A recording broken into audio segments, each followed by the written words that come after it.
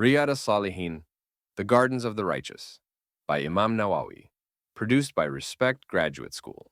Chapter 81, Dreams. Hadith number 421. Abu Huraira, may Allah be pleased with him, reported that the Prophet, peace and blessings be upon him, said, "When the time draws near, a believer's dreams will hardly ever lie, and the dream of the believer is a 46th part of prophethood." Sahih al-Bukhari, Tabir 26. Sahih Muslim, Ruya 6. Hadith number 422, narrated in Sahih al-Bukhari, Ilm 38. Tabir 10. Sahih Muslim, Ruya 11.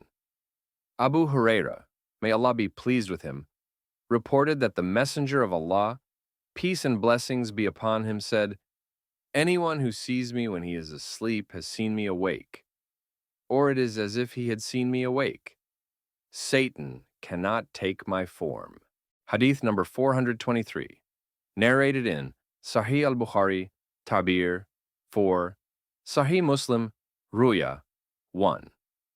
Abu Qatada, may Allah be pleased with him, reported that the Prophet, peace and blessings be upon him, said, "The true dream, and in one variant, the good dream, is from Allah, and the confused dream is from Satan. Whoever sees something he dislikes should spit to his left side 3 times and seek refuge from Satan. It will not harm him." Hadith number 424, narrated in Sahih al-Bukhari, Manaqib 5. Wathila ibn al-Asqa, may Allah be pleased with him, reported that the Messenger of Allah, peace and blessings be upon him, said, "One of the greatest untruths is that of attributing a man to other than his father, or of claiming to have seen in a dream something he did not see, or of attributing a saying to the Messenger of Allah which he did not say."